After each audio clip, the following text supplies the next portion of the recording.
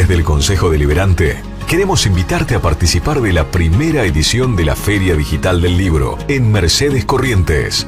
Del 20 de junio al 5 de julio vas a poder disfrutar de actividades culturales, artísticas, educativas y recreativas. Además, a solo un clic de elegir el libro que quieras, con un 30, 50 y hasta un 70% de descuento. Sumate a esta primer Feria Digital del Libro. Organizan Consejo Deliberante, Gobierno Municipal de la Ciudad de Mercedes y Librería de la Paz.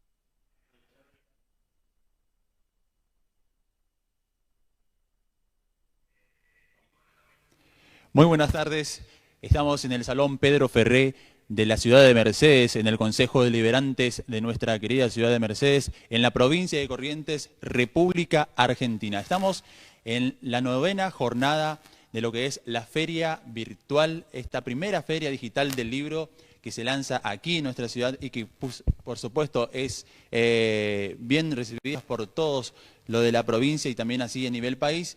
Y en el día de hoy tenemos la oportunidad de dialogar, por supuesto, con distintos periodistas y distintos académicos, como es el caso de Javier Sierra.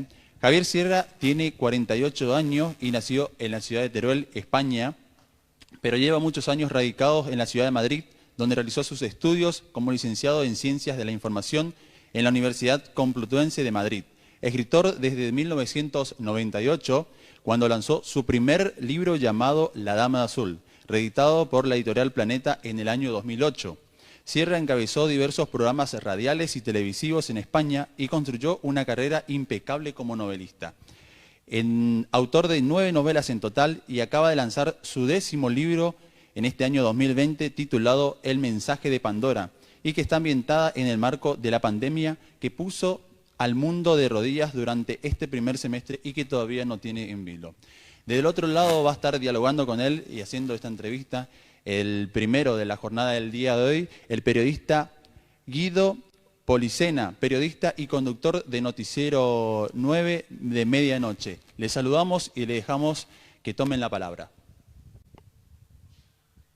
Muchas gracias por esta oportunidad, por compartir esta Feria del Libro Digital que hemos estado siguiendo desde que arrancó y que continuaremos siguiendo hasta el 5 de julio. Y bueno, estamos con la oportunidad de hablar con un escritor que tiene una vasta carrera, tanto a la hora de su literatura como también a la hora de tener contacto con los medios, porque es periodista, porque arrancó a hacer radio desde muy chiquito. Javier Sierra, recién lo presentaban. Javier, un placer, te abro las puertas del litoral argentino, de Corrientes, desde Mercedes, donde nos están viendo, para todo el mundo también, aquí por mi querida provincia del Chaco. Javier, un placer.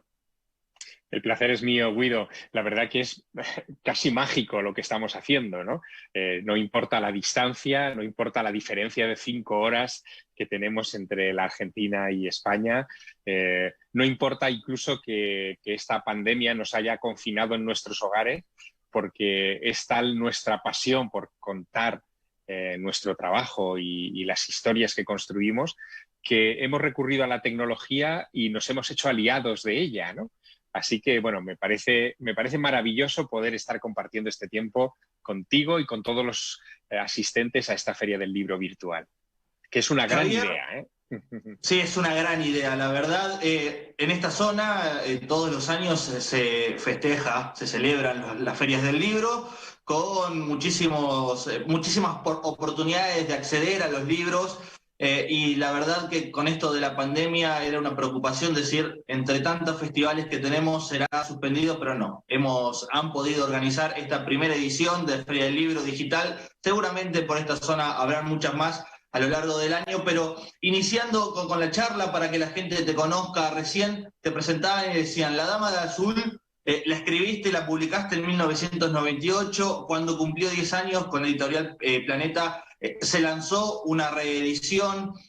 ¿Cómo fue ese primer contacto tuyo con la literatura, más allá de que venís de una profesión que tiene literatura como el periodismo? Claro, yo trabajé durante muchos años como periodista,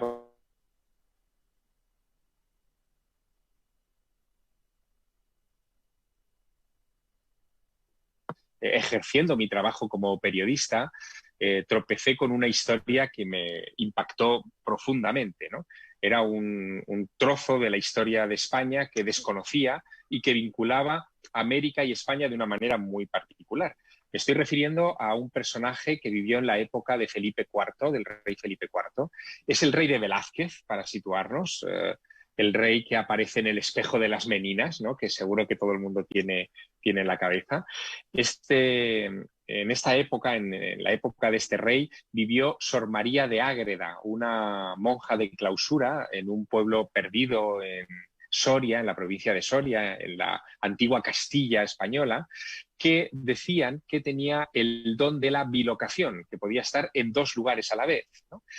Esto lo acompañó, este prodigio, a esta mujer desde que era una adolescente, antes incluso de profesar como religiosa franciscana, pero lo que ocurrió fue que a principios de la década de 1630, esta mujer empezó a sufrir bilocaciones en las que se proyectaba, decía, a un lugar donde aparecía rodeada de nativos americanos. Ella no sabía muy bien decir dónde. Ella les predicaba las noticias de la fe cristiana. Y lo cierto es que eso se lo guardó para ella como si fueran sueños o alucinaciones. Pero un día de 1630 llegó a las puertas de su convento un fraile que había estado en América, en concreto en la Nueva España, en lo que es hoy México, y ese fraile le dijo que había llegado allí porque los nativos americanos le habían dicho, le habían informado de la presencia de una misteriosa dama vestida de azul. Azules eran los hábitos de esta monja, la habían descrito con mucho detalle, y al contarle estas historias al rey de España, el rey, que había escuchado de los dones de bilocación de esta mujer, le envió a este franciscano a Ágreda, a Soria, a interrogarla. Salió convencido de que aquella mujer era la que se había bilocado a América, redactó un documento que se llama el Memorial de Benavides, que es el primer documento histórico que habla de México y de Nuevo México. Y a partir de esa documentación, que quedó olvidada en la Biblioteca Nacional y en aquel convento de clausura, yo tropecé con ella, me pareció que era una historia increíble, fascinante, y decidí investigarla, reconstruirla, y es así como nació La Dama Azul. La Dama Azul es como los nativos llamaban a a esta religiosa cuando se les aparecía en bilocación. A fecha de hoy es un misterio. No sabemos cómo lo hizo, pero sí sabemos que dejó un legado cultural muy importante. Hoy el estado de Nuevo México en los Estados Unidos está hermanado con ese pueblo de España, con Ágreda, gracias a las bilocaciones de la Dama Azul. Así que hay como un reconocimiento entre ambas latitudes, separadas por 10.000 kilómetros de océano, que admiten tener este, digamos, paso de la historia en común, ¿no? En fin, es una historia muy bonita que me obligó de alguna manera a novelarla y por eso me estrené en la literatura, ¿no? Te estrenaste en la literatura con una historia real. ¿Cómo es? Porque después te siguen otros trabajos tuyos, como por ejemplo El gran secreto egipcio de Napoleón. Muchas de tus novelas están basadas en historias reales, y cómo es pasar esa historia real a una novela, cómo es transformarla en palabras y literatura. Bueno, quizá lo que deben saber los lectores es que en ese trabajo que yo hacía como periodista de investigación, lo que a mí me ocupaba fundamentalmente eran los grandes misterios de la ciencia y de la historia. Yo trabajé con revistas que incluso llegaron a Argentina y que fueron muy populares, como la revista Año Cero, que ahora cumple 30 años en los kioscos, ¿no? Yo fui fundador de esa revista, o la revista Más Allá. Claro, en esas publicaciones mi trabajo consistía en proponer historias no resueltas ni por la ciencia ni por la historia.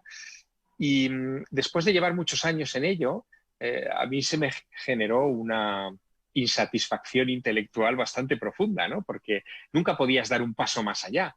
Y si lo dabas, entrabas en un terreno que era casi el de la especulación y era poco serio, ¿no? Así que en un momento determinado vi en la literatura una herramienta para poder pensar con más libertad sobre algunos de esos enigmas históricos y proponer en clave de ficción posibles soluciones, posibles respuestas, ¿no? Eso me llevó, por ejemplo, después de La Dama Azul, de publicar La Dama Azul en el año 98, me llevó a publicar otra novela que se tituló Las Puertas Templarias, que tiene que ver con el mundo de las catedrales góticas y con un misterio que es real, y es que las primeras catedrales que se levantaron en el siglo XII en el norte de Francia, en la provincia de la Champaña francesa, imitaban sobre esa región de Francia la disposición de la constelación de Virgo. Es como si hubieran querido reflejar esas estrellas de la constelación de Virgo sobre el suelo para dedicar esos templos a la Virgen. Eso requería, desde luego, en el siglo XII unos conocimientos astronómicos importantes, pero lo que más me llamó la atención es que esa obsesión por reflejar constelaciones en construcciones arquitectónicas no era solo de la Edad Media, es que venía de Egipto, del Antiguo Egipto ya se hacía, y nadie podía dar una explicación de cómo una costumbre egipcia de por lo menos 2.500 años de antigüedad se había trasladado a la Francia medieval, ¿no? A la Francia gótica. Yo creé esa novela para tratar de llenar ese hueco histórico, ¿no? Y lo justifiqué con una serie de personajes y de situaciones que permitían trazar una línea entre una época del pasado y otra. Y tras eso, pues me centré ya en las novelas de intriga histórica, me encontré con Napoleón Bonaparte. Napoleón pasó una noche a solas en la Gran Pirámide en 1799, nunca quiso contar lo que le sucedió allí dentro. Yo pasé mi propia noche dentro de ese monumento para intentar, de alguna manera, recrear o sentir lo que pudo haber sentido Bonaparte en esas horas de clausura, y fruto de aquello salió esto, ¿no? Sí, claro que me asustó. Sí, no. Piensa que la Gran Pirámide, es un lugar muy, muy particular. Cuando estás en el corazón del monumento, en una sala de unos 10 metros de largo por 5 de ancho y 5 de alto, revestida de granito rojo, los muros que te separan del exterior tienen como mínimo 25 metros de grosor, mínimo. Probablemente sea uno de los lugares artificiales en los que más aislado se puede sentir un ser humano. Tiene 4.500 años de antigüedad y mucha historia, ¿no? Cuando estás allí dentro, encerrado como Napoleón, a mí me pasó, yo estuve 6 horas dentro de la pirámide una noche, ¿no? Completamente a oscuras, porque los guardianes me dejaron sin luz. Pues tuve que enfrentarme en fin, a mis propios miedos. Al final brota de ti todo lo peor, ¿no? Y si superas esas circunstancias, tienes la sensación de haber vencido incluso a la propia muerte, ¿no? La muerte la asimilamos inconscientemente con tiniebla, con oscuridad, y eso es lo que se te viene encima cuando pasas por una experiencia de aislamiento sensorial de este tipo, ¿no? ¿Marcó un quiebre también en tu carrera profesional como escritor esa experiencia?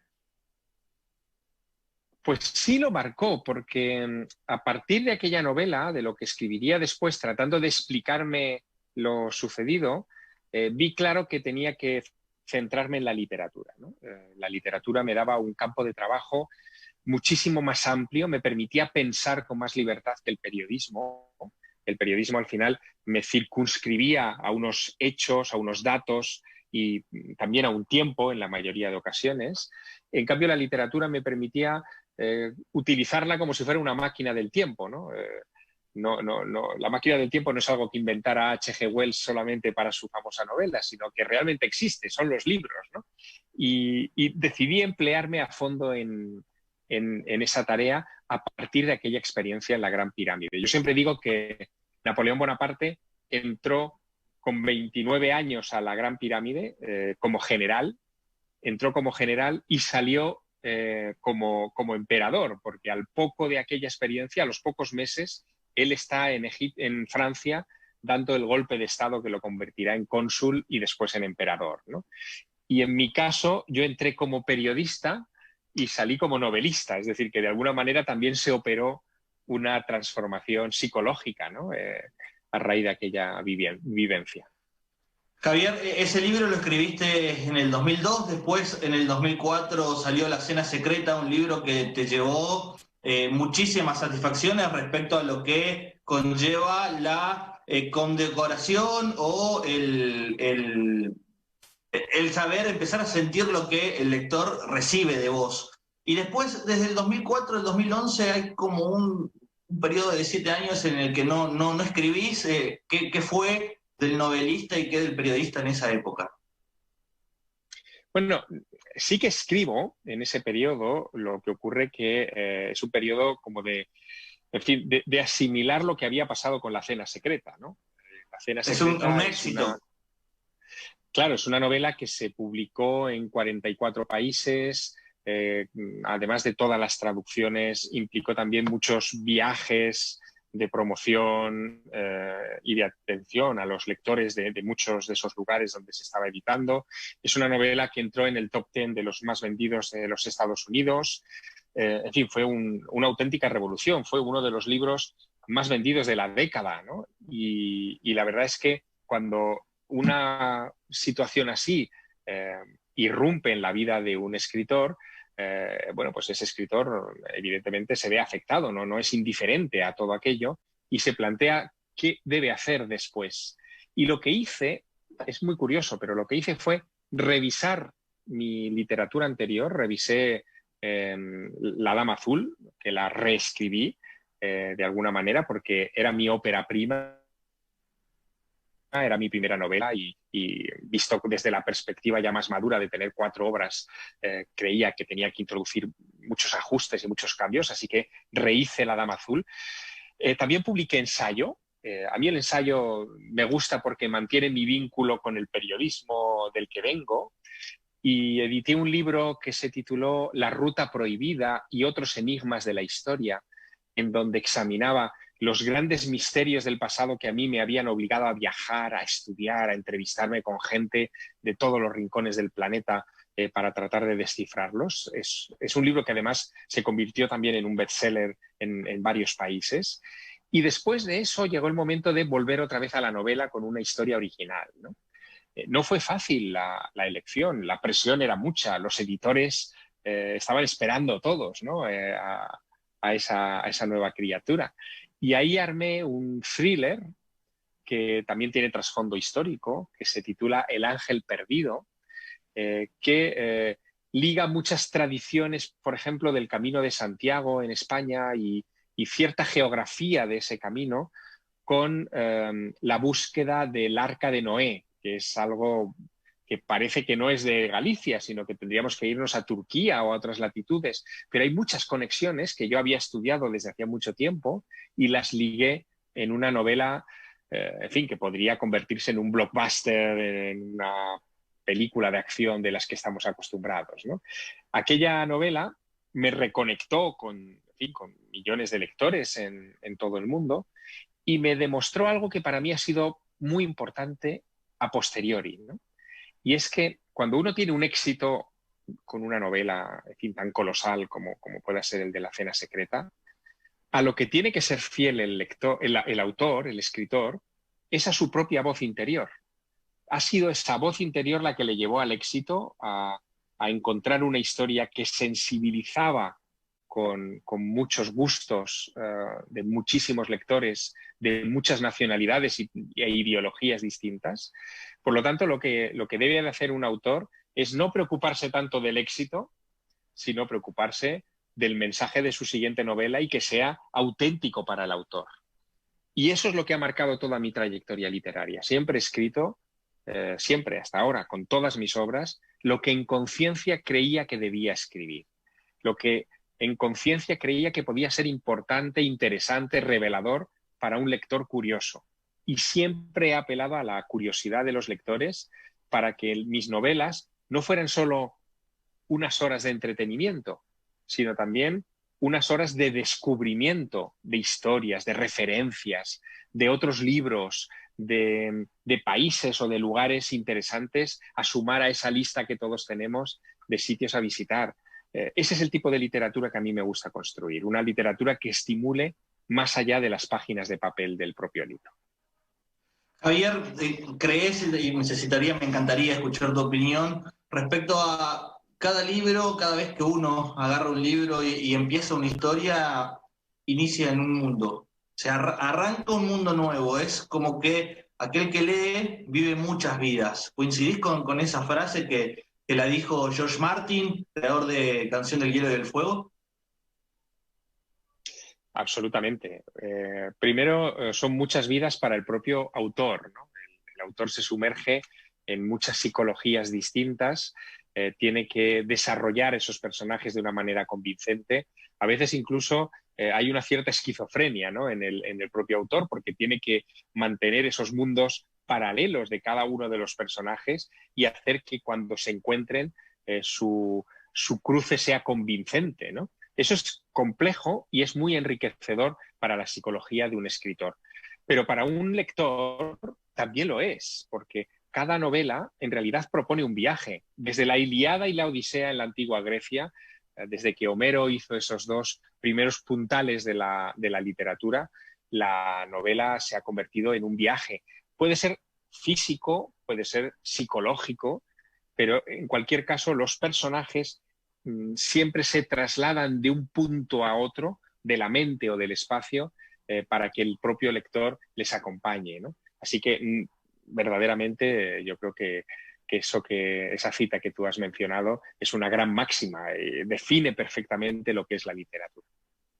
Y Javier, ¿cómo te sentiste vos a la hora de ingresar a un nuevo continente, salir de Europa y empezar a ser leído en América? Dentro de poco vamos a recibir tu último libro, que ya me voy a meter en un ratito después esta pregunta en eso, porque tiene que ver con la actualidad, pero ¿cómo fue para vos empezar a ser conocido del otro lado del océano? Bueno, para mí fue una experiencia muy satisfactoria porque para mí América nunca fue algo ajeno. Creo que desde que era niño mantenía correspondencia de papel, no correo electrónico, no se había inventado, ¿no? Pero correspondencia de papel con muchas personas en muchos países americanos, ¿no? Tenía amigos, por tanto, al otro lado del océano, y para mí fue muy grato que mis libros empezaran a publicarse en América. En primer lugar, porque pensé que les iba a llegar a mis amigos, que ya no tendría que enviárselos en un sobre costosísimo de franqueo para que cruzara el Atlántico, sino que esos libros llegarían a esos amigos. Pero luego esos amigos se convirtieron en multitud y ha habido muchísimas personas en estos años que se han sumado a mi literatura, ¿no?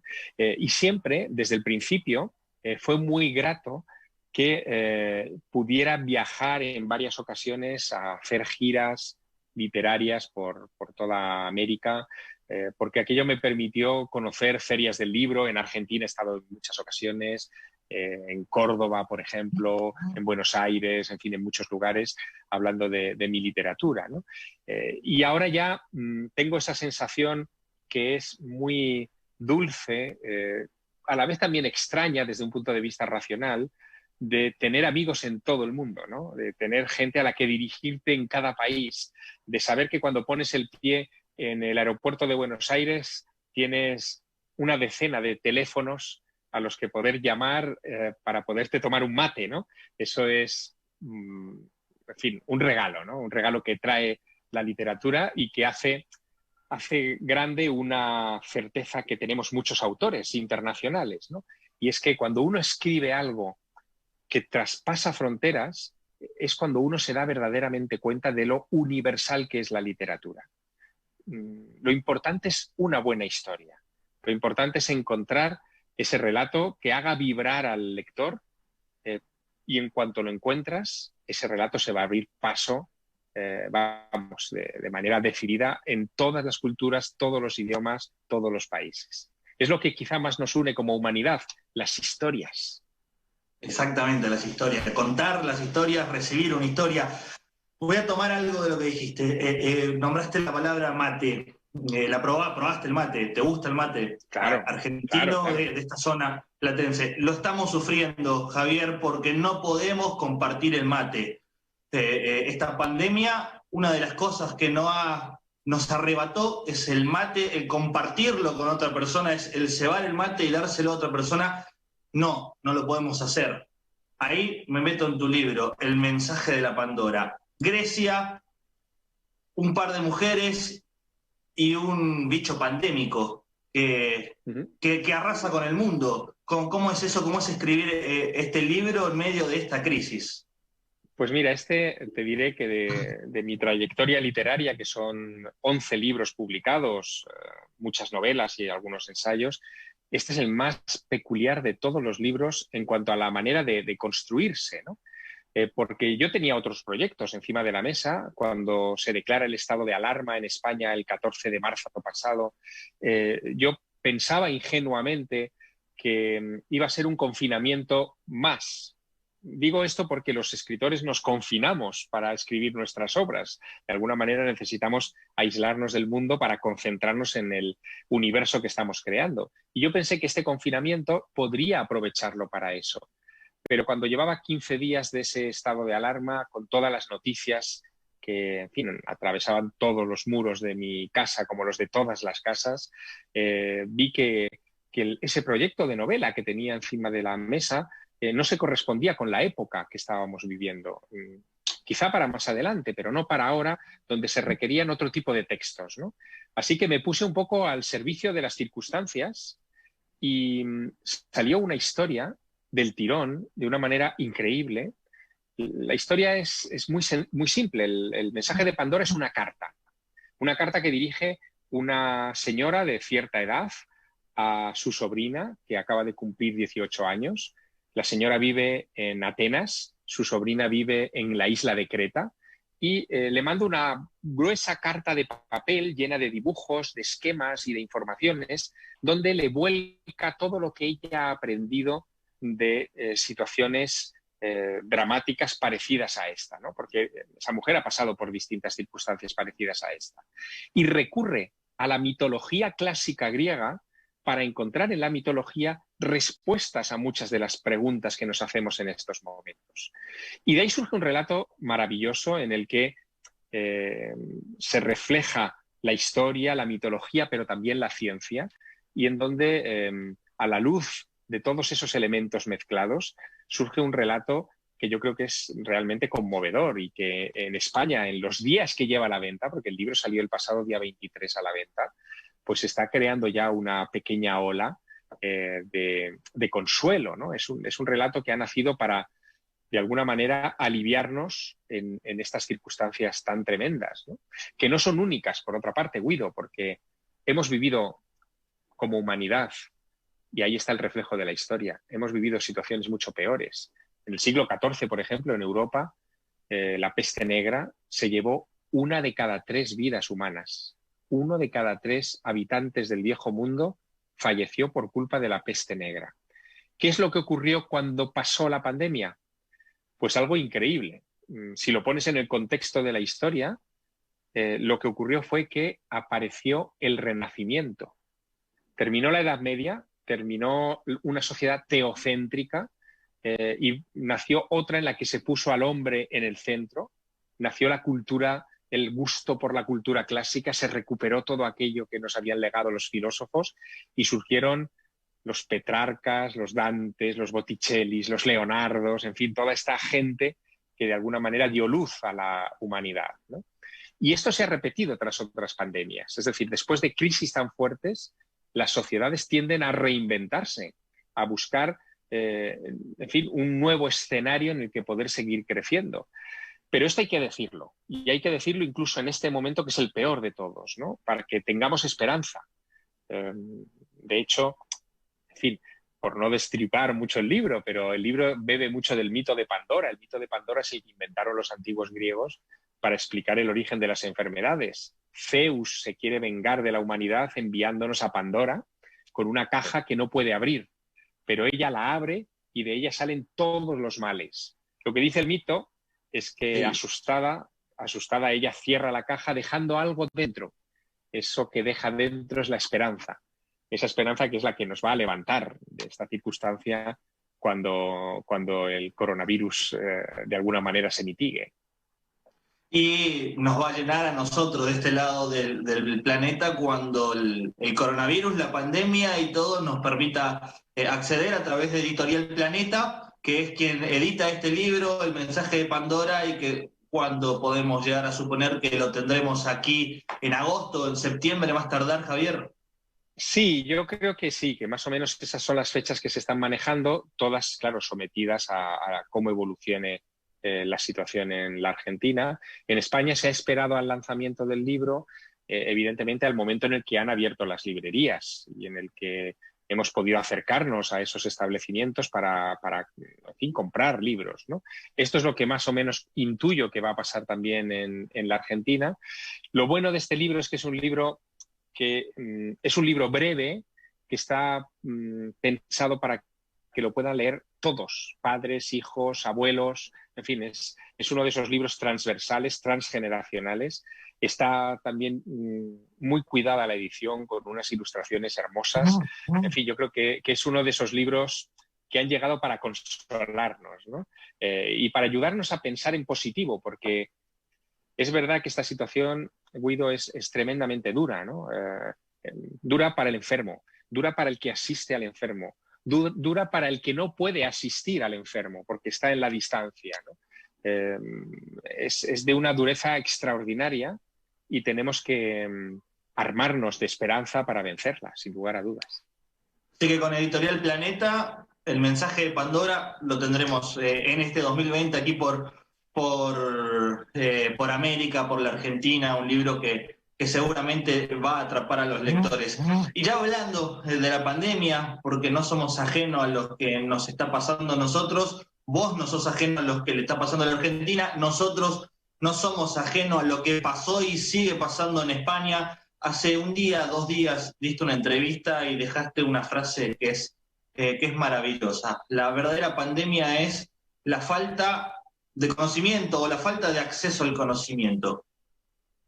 Sí, yo lo decía por muchas de las cosas que están pasando y que creo que la ciudadanía se ha dado cuenta perfectamente, ¿no? El problema de esta pandemia no ha sido solo la pandemia en sí, sino la falta de preparación en muchos de nuestros líderes políticos, de todos los signos y de todos los países. No creían que esto pudiera suceder, no estaba contemplado en su, digamos, en su perspectiva, ¿no? Y esa creencia, falsa creencia, obviamente, les ha hecho cometer errores que estamos pagando ahora con vidas humanas, ¿no? La falta de capacidad de reacción, pero también es una falta de formación por parte nuestra, de la ciudadanía. Tampoco le dábamos al principio la importancia y la seriedad que tenía. Cuando empezaron a salir las noticias de China, pensamos que aquello era de China, demasiado lejos. Lejísimos. Sí. Demasiado lejos para que nos afectara. Cuando empezó a pasar en Europa, estoy seguro que en América también se pensaba, eso es Europa, demasiado lejos para que nos toque. Pero de hecho, se dijo... Claro, sí. De hecho, nos está... dijeron que no iba a llegar. Claro. Pero fijaos en qué situación estamos. Las 194 naciones del mundo están infectadas. Es decir, no ha habido un rincón que no se haya visto afectado por este coronavirus. ¿Qué ocurre? Que esto nos tiene que hacer pensar en una clave muy distinta a la que hemos pensado y actuado hasta ahora. Ya tenemos un problema mundial, por lo tanto las soluciones deben ser mundiales. Pero es que también tenemos herramientas mundiales con las que no soñaban nuestros antepasados hace solamente un siglo. Tenemos Internet. Tenemos la capacidad de comunicarnos de manera directa, como tú y yo lo estamos haciendo, con un océano de por medio. Todo eso necesariamente tiene que implicar cambios en la gestión de los países, en la gestión de las comunidades y en la gestión sanitaria. No vale que un país esté bien armado sanitariamente si en la región de al lado se crea un foco pandémico que no se puede trabajar, que no se puede mitigar, porque al final va a repercutir en esa otra sociedad que se supone que está bien preparada, ¿no? Luego, esto ha llegado para cambiarnos y por eso decía que el peor de los virus era la ignorancia, ¿no? Sumado a otro, que también es malo, pero que muchas veces es consecuencia de la ignorancia, que es la soberbia, ¿no? Hemos visto actuaciones muy soberbias en todo este tiempo.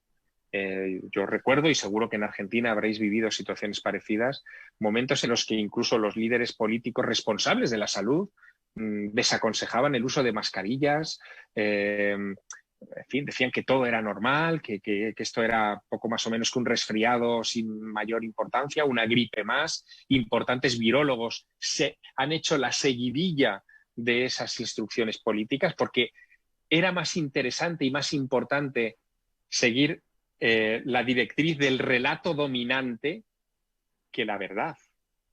Todo esto nos tiene que hacer cambiar. Los relatos dominantes al final son propaganda.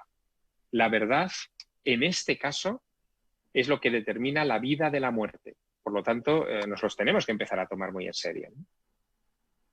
Hay mucha gente, Javier, que está prendida a esta charla que estamos teniendo y me hacen llegar una pregunta que tiene que ver con lo que estamos hablando. Lo pregunta Manuel Suárez. Javier, ¿ves factible un renacimiento después de esto? Y él acota que lo ve complicado porque las personas no quieren cambiar, sobre todo aquí en el tercer mundo. ¿Qué opinás? ¿Habrá un renacimiento, un cambio drástico, sobre todo en el comportamiento social?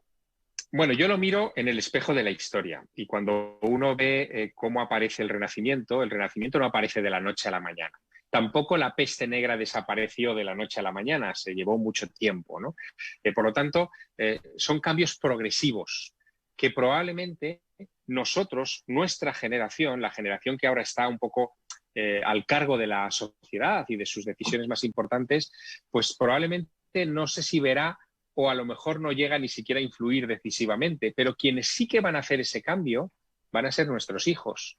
Piensa en todos esos millones de niños que durante el confinamiento han tenido que terminar su curso escolar gracias a Internet, que han tenido que convivir con sus padres más que en cualquier otro momento de sus vidas. A esos niños a futuro, a un niño, por ejemplo, en Corrientes, tú le vas a decir que no puede estudiar en el Instituto Tecnológico de Massachusetts, en Boston, una carrera técnica porque no puede desplazarse a los Estados Unidos? ¿Se lo podrás decir dentro de 20 años? No se lo vas a poder decir, porque va a tener los medios para hacerlo. Ya los tenemos ahora. Son primitivos, quizá, para lo que habrá dentro de 20 años, pero es ya una tendencia absolutamente clara. Por lo tanto, yo sí que veo que va a haber una evolución. Evidentemente, todo va a estar condicionado por un repensar la economía. La economía también va a tener que repensarse absolutamente, ¿no? Los recursos naturales, nuestra relación con la naturaleza y con la explotación de esos recursos naturales. Todo eso yo creo que sí que está en la agenda de lo que empieza a pasar a partir de este 2020. Este va a ser un año importante. Vamos a empezar a hablar dentro de un tiempo de la generación COVID-19. Estoy seguro de esos niños que van a empezar a cambiar el mundo. Estoy seguro, porque no había sucedido nada en tiempos modernos como esto. La última gran pandemia fue la gripe mal llamada española de 1918, que afectó también a todo el planeta. En plena guerra mundial. Exactamente. Pero esa pandemia no pilló a un mundo con esta hiperconectividad que tenemos ahora. Claro. Esto es lo que lo ha cambiado todo y lo que va a hacer que esta pandemia, siendo más leve que aquella, porque la COVID-19 es mucho menos dañina que el virus de la gripe española, siendo más benigna, va a ser, yo creo, que más transformadora incluso. Es el momento en el que finalmente eso que hablaban tantos sociólogos de que el ser humano empezó a vivir dos mundos, el real y el virtual. Este 2020, esta pandemia es el momento, es el quiebre en el que el mundo virtual definitivamente se engancha al real, ¿no? A partir de aquí ya no hay límites por lo que podamos llegar a hacer. Yo no sé si en Argentina estaréis viviendo también el fenómeno que os voy a describir. En España lo estamos viviendo ya, ¿no? Aquí se está viviendo el fenómeno de que personas mayores, a partir de 70, 75 años, gracias, entre comillas, a esta situación, han entrado en el entorno digital. Se han abierto una cuenta de Amazon, han empezado a comprar a través de Internet comida o suministros de cualquier tipo, se han suscrito a plataformas de televisión, cosas que eran impensables para esa franja de edad, han hecho que esos ciudadanos se hayan convertido en usuarios de pleno derecho también del entorno digital, ¿no? En fin, eso es una gran transformación. Igual que también muchos niños que a lo mejor no se habían integrado todavía, pues ahora ya tienen su cuenta de Skype porque la necesitan para comunicarse con sus profesores en el colegio, ¿no? Todo eso, evidentemente, es lo que tú dices. De repente lo virtual se ha fundido con lo real y ya no hay diferencia, ¿no? Ya estamos viviendo en ese nuevo mundo. Esta charla entre tú y yo, Guido, es esa muestra, ¿no? Es impensable. Y en ese sentido, ¿cómo se va a relacionar? El libro, tengo acá en mis manos El Maestro del Prado, agradecimiento a la Librería de La Paz, a Luciana Gutiérrez y a Laura Miña que me lo hicieron llegar. ¿Cómo vamos a relacionarnos entre el libro real y la tecnología? ¿Cómo crees que se relaciona? Al principio se pensaba que la tecnología venía para apagar el libro, y a mí me parece que la tecnología viene como para darle otra potencia. Yo creo que es así y de hecho estos años lo han demostrado. Ya llevamos, pues, en fin, casi 2 décadas de convivencia entre el libro digital y el libro de papel. Ninguno ha devorado al otro, sino que se han integrado y están conviviendo cada vez de manera más natural. Pero yo creo que, fíjate, en el caso del libro de papel, por el que nadie apostaba gran cosa hace 2 décadas, ¿no? Y había muchos pronósticos apocalípticos, el libro de papel lo que nos está dando es algo que es increíble y casi mágico, es el reposo del lector. El lector que lee en papel, que durante unas horas se desconecta de lo virtual, de lo digital, encuentra en esa lectura una lectura más profunda. Cuando uno está leyendo en su teléfono móvil o en su tableta un libro, es inevitable que salte una llamada, un mensaje de WhatsApp, una alerta de algún tipo y te saca de la lectura y te obliga a compatibilizar esa lectura con otras tareas. En el libro se produce la misma magia que cuando se inventó, ¿no? Hace muchos siglos. La magia de sumergirte totalmente en otro universo que te da además la facultad de pensarlo. Y eso yo creo que se va a seguir manteniendo porque el ser humano necesita esos refugios, ¿no? Esas islas donde alimentar el espíritu. Siempre dice, o está la frase que dice tener un hijo, plantar un árbol, escribir un libro. ¿Cuál es el secreto a la hora de sentarse a escribir, de crear historias, de crear personajes? ¿Cuál fue tu secreto, si querés revelarlo, si nos querés compartir?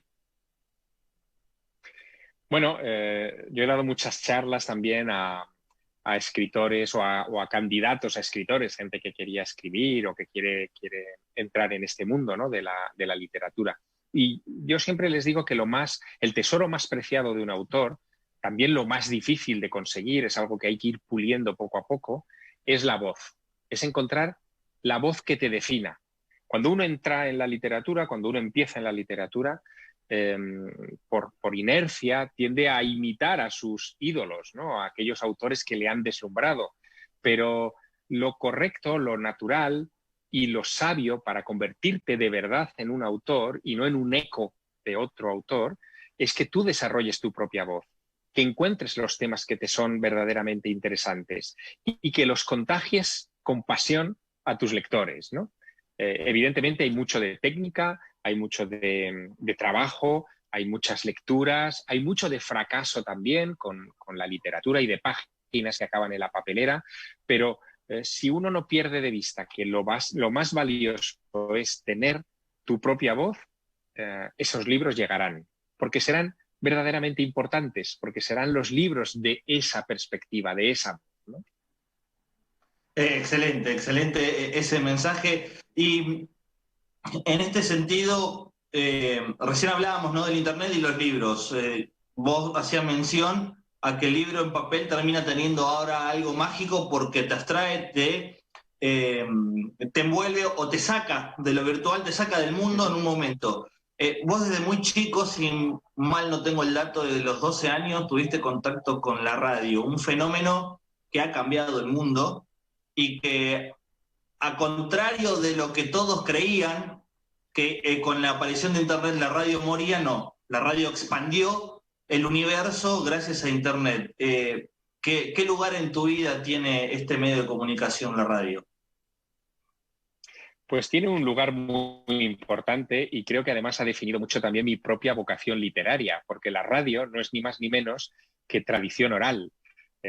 Muchas veces nos olvidamos de que existió un mundo que duró muchos miles de años en el que no existía ni la escritura, que tiene unos 5.000 años de antigüedad, ni por supuesto la imprenta, ¿no?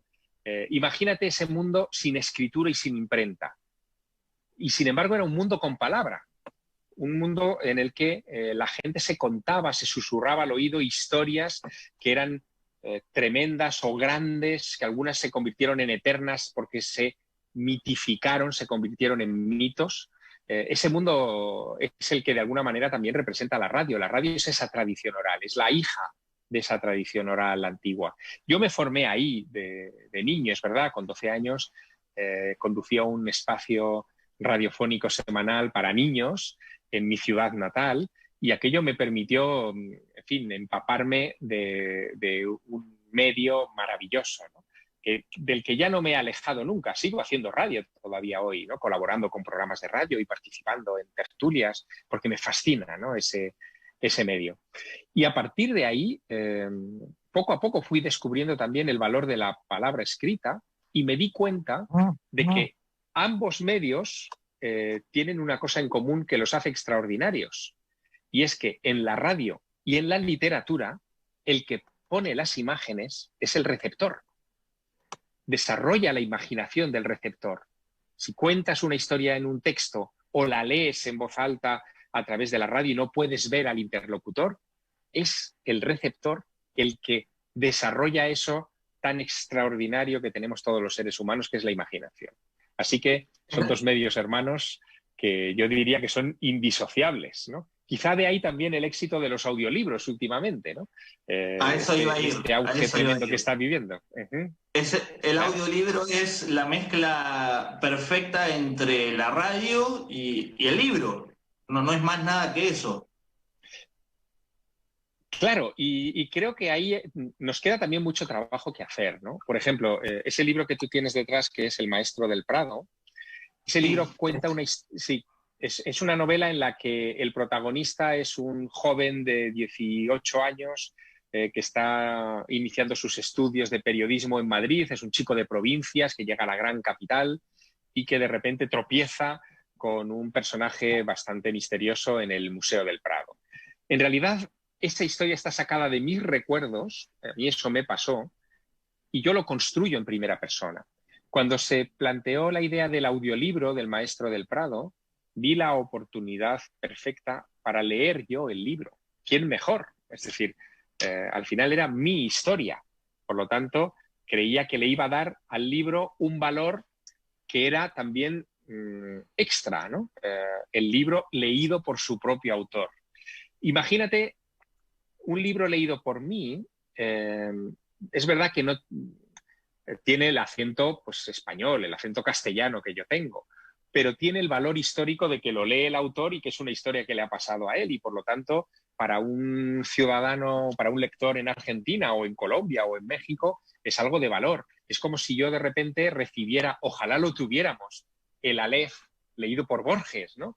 Pues, claro, ¿qué más da a un español que lo leyera con acento bonaerense? Al contrario, sería una maravilla, un disfrute, una joya, ¿no? Bueno, pues eso es algo que tenemos que ir construyendo en estos próximos años con la literatura. Conseguir que algunos autores lean sus propios libros, porque al fin y al cabo están dejando para la posteridad un legado histórico. Es su historia en su voz. ¿Qué más se puede pedir, no? Javier, ha sido un verdadero placer. Tenemos que ir cerrando la charla. Te dejo el espacio para que te expreses hacia toda la gente que se está viendo, hacia esta Feria Digital del Libro en Mercedes, Corrientes. Yo estoy aquí en Resistencia Chaco, 2 provincias que somos hermanos y que nos une esto, la tecnología, nos une la cultura, nos une el chamamé, nos une tantas cosas. Así que de mi parte ha sido un verdadero placer hablar con vos y esperaré con muchas ansias que llegue este mensaje de Pandora. Exactamente, ese mismo libro. Bueno, pues pronto lo tendréis ahí, seguro. Yo quería, agradecer a los organizadores de la Feria Digital del Libro esta iniciativa y que hayan sido valientes, porque de repente se han dado cuenta y han sido los primeros de que el libro no tiene fronteras, que a través de nuestros dispositivos electrónicos podemos hablar con cualquier autor y lector del planeta, y eso es lo que se está evidenciando con esta iniciativa. Darte las gracias a ti, Guido, por tu conversación y por este rato tan agradable que hemos pasado. Y sobre todo, mis últimas palabras son de ánimo a todos los lectores en Argentina.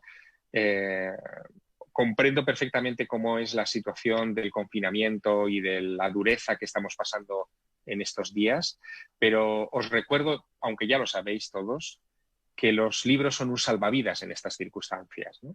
De alguna manera es lo que nos permite viajar, movernos, abrazar, amar, llorar, nos lo permite todo.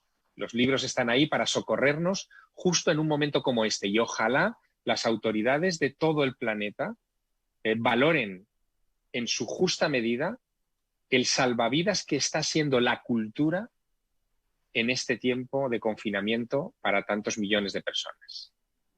Ha sido un placer, Javier. Muchas gracias. Un fuerte abrazo.